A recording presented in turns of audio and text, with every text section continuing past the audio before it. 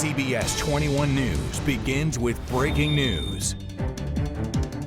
This is every parent's nightmare, right? You're sending your kid off to college sometimes for their first day, and you get an alert that there could be a shooter on campus. And that's what's happening. Just 24 hours after students moved into Villanova, they were sent scurrying for cover. And reports of an active shooter rocking that campus. The university's president confirming those reports were, quote, a cruel hoax.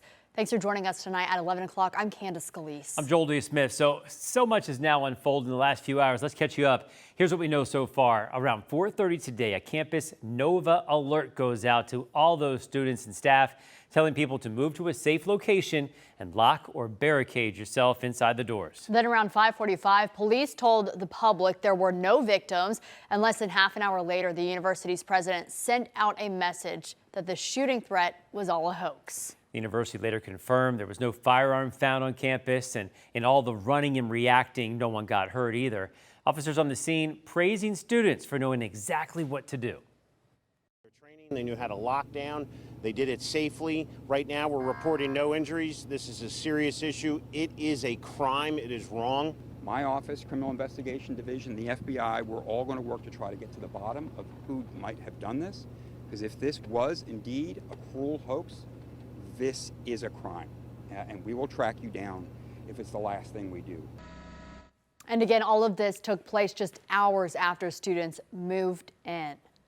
CBS 21's Yasmin Cowan had a chance to talk to a number of students this evening, just still coming to grips with what they saw today. Yeah, she's joining us from the university. It was a terrifying moment for students, staff, and everyone on this campus after receiving an alert of an active shooter here at Villanova University. But now that it was confirmed as a hoax, some feel relieved and others still feel chills through their bodies.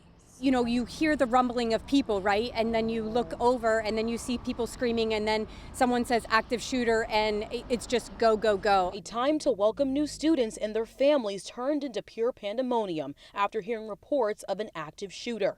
It left everyone scrambling and seeking shelter during the first-year student orientation mass. The campus sent into a lockdown as students were told to barricade themselves in their rooms, according to Villanova University. And all of a sudden, I just saw people running like a stampede. It was just insane. And then the people behind us, they say there's an active shooter. They got a text and they said, like, let's go. And we just booked it. The threat took over the university's opening day, which included events like a resource fair, a family picnic, and an opening mass. But as this event broke down, prayers were quickly offered by many online, including Pennsylvania Senator Dave McCormick, who said, "I'm aware of and monitoring the situation at Villanova. We are praying for the safety of students, faculty, law enforcement, and everyone on campus." I had my brother slam my head to keep my head down, and I actually got separated from my family in the moment. Were separated. It was a fight or flight moment, and I couldn't find them. Every parent's nightmare and every student's biggest fear is what Governor Josh Shapiro classifies as a series of events. Shapiro took to X calling the incident swatting, saying he's directing Pennsylvania State Police to use every tool to find the person or people responsible and to hold them accountable. Loving and forgiving, and all as hard, and that's the difficult decision, but it's the right decision to make. The university says they led a community blessing on campus after the incident, saying tomorrow they'll resume orientation activities. At Villanova University, I'm Yasmin Cowan. Yasmin, hearing those brothers protecting each other and then being separated just gives me chills. Now, when that active shooter report came in, chaos on Villanova's campus came with it. We are getting a look at some of the scary moments of people running, some people barricading themselves. Looks like they have a table here, a trash can, as they were told to shelter in place, find somewhere safe to go. You can see other people here at a family gathering. They are getting up and just finding a safe place to hide when there were reports of an active shooter on campus. And then this is the aftermath of a celebration mass that was happening with more people just starting to run. You can see everybody that was there outside of Austin Hall. I want to show you this too. This was the orientation mass. This is where students and families gather as kind of that start of the new school year, right? So they're welcoming new people, but you can see everybody getting up and leaving when they got that alert about what was going on, which we now learned was a hoax. So tonight I spoke with an alumna of Villanova University who was at this same mass when she was a freshman. She says seeing all of this brought back so many memories. She was actually leaving work near campus this afternoon when she saw a helicopter and then a bunch of police activity. I kept seeing several emergency vehicles passing very quickly on my commute home. So I knew there was definitely something going on that was not normal. And then as I'm going down the street, I get a text, and then that's followed by a phone call. And I was able to hear about the alert from Radnor Township, letting us know about the event and also advising us that they were going to be closing down certain buildings. What was your reaction when you read that there was a suspected shooter at the university near where you work? Well, I heard it from my phone because I don't text and drive. So I heard it on the phone.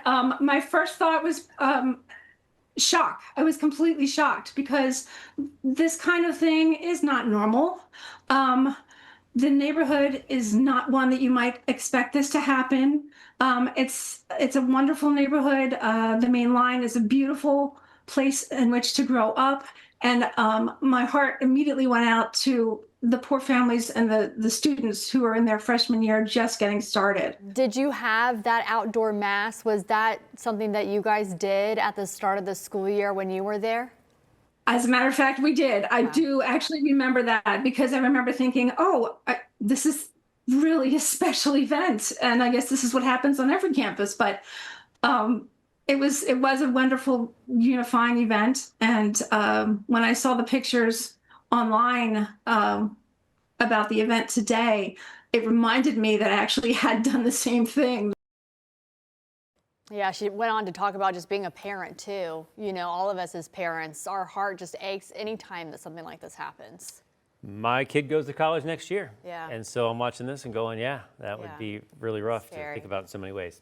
All right, well, we're glad it turned out okay, but there's still a lot to work out here. Who did this? What was the motive? What brought this to the level of notifying everybody? So when we have more information, we'll let you know. In the meantime, so much reaction, and all of our coverage is at CBS21.com.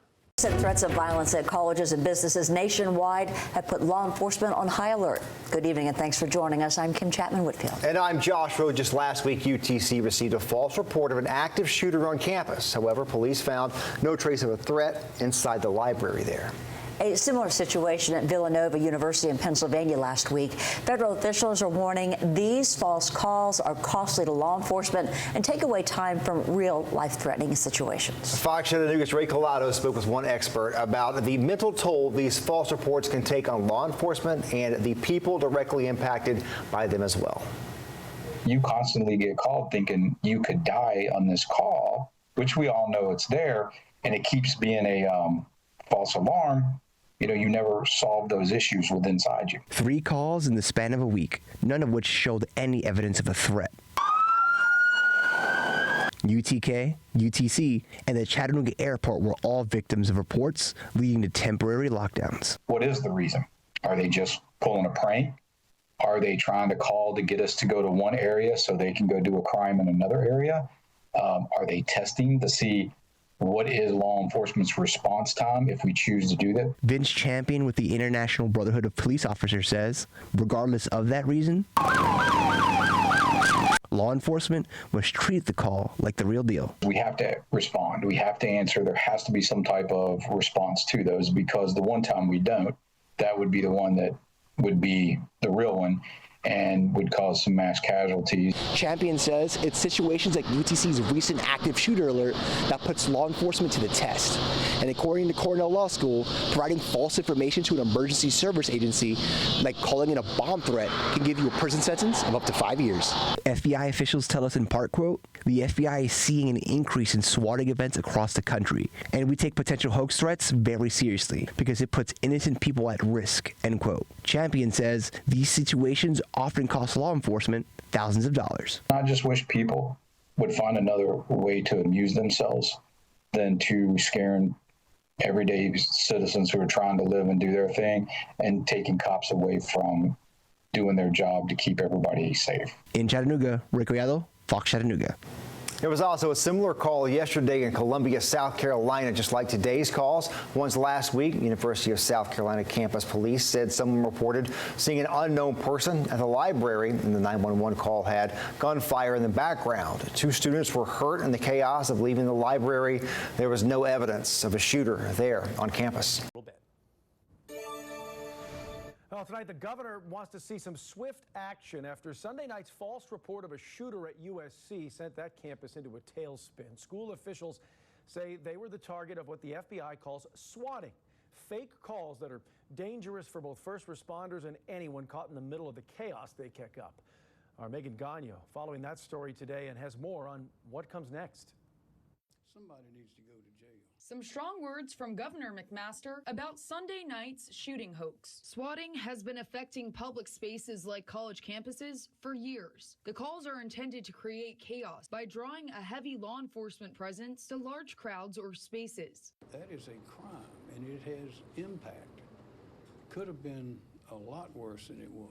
Maybe next time it will be worse. It's a felony to make a false police report if that's one of a felony. So saying that there's a shooting, that would clearly be a felony. So making a false police report where police respond, that could be up to 5 years in prison. Columbia attorney Tyler Bailey says swatting needs to be looked at closer, considering the number of cases seen in recent days and the threat of new and improved technology. USC is one of several universities targeted by swatting calls in less than a week. A man called 911 twice Sunday night, saying he saw a person with a gun inside the Thomas Cooper Library. The first call came at 6:30 and the second just 2 minutes later. Both calls had background noise that sounded like gunfire, making the threat appear real. School officials sent out a Carolina alert to students, staff, and parents about an active shooter. It's the first time they've had to use it for something of this nature. We live in a society these days, unfortunately, where we have soft spots and mass shootings, and swatting and having an overwhelming law enforcement presence who shows up on Sunday afternoon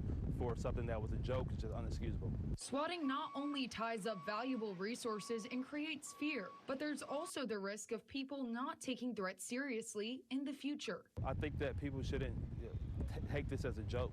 Calling on our officers where they got countless things that can be addressed every day, and something that's a joke should not happen at all. Megan Gagno reporting tonight. Now, USC officials asking students and faculty to never assume it's a hoax anytime a threat like this is reported. Watch Fox News has also made a Freedom of Information request for copies of Sunday night's 911 calls. Reports of an active shooter drew a massive law enforcement presence to campus today. The situation exploded on social media just after noon, and for several hours left students and their parents fearing the worst. But in the end, the report turned out to be a hoax. Channel 7's Tyree White recaps the day for us. He is live here in our studio. Tyree. Yeah, Chris, when you hear the words active shooter, you can't help but to think about countless tragedies where the threat was real. So to see that this wasn't one of those tragedies is the best outcome parents, students, and staff could have hoped for. Just another day on U of A Fayetteville's campus quickly turned into one filled with fear and uncertainty. Just before 12:30 Monday afternoon, a campus-wide alert system known as Raise Alerts warned students and faculty of a report of an active shooter on campus. It sent students running for their lives to nowhere in particular. We received a total of 308 landline phone calls and 38 911 calls that covered 7 different buildings. University of Arkansas Assistant Police Chief Matt Mills says the first of those calls rang in around noon, with reports of shots fired inside Mullins Library and other campus buildings. After hours of searching, the U of A Police Department found those reports to be false. This time we have no record of shots fired, no injuries. It's looking as if this was another swatting or hoax call. Just in the month of August alone, there's been 6 other false active shooter reports at universities across the country. And even though today's reports weren't true, it's important to know what to do in case one day they're real. Training, or the best reaction you can have, is prior training.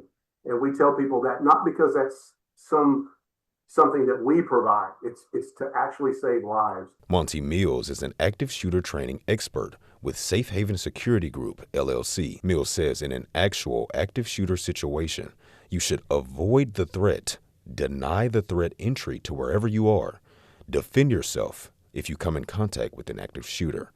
It's a process Mills says law enforcement followed perfectly today. You do that to save one life, one casualty, even if it is somewhat may seem a little over the top for some. Oh, it was a hoax. Why did they go through all this? For one life, for one casualty to be avoided. That's why. With the help of other law enforcement agencies, including Springdale PD and state police, UAPD responded to the scene and cleared out all the buildings by 2:45 p.m. Police confirmed no active threats on campus and classes were canceled for the rest of the day. U of A Assistant Police Chief Matt Mills says they're starting to look at where the false phone reports came from, but right now they don't know. Mills also says charges could come for those responsible if found, and UAPD would work with prosecutors to determine what those charges would be. On your side, I'm Tyree White. Okay, Tyree, thanks so much.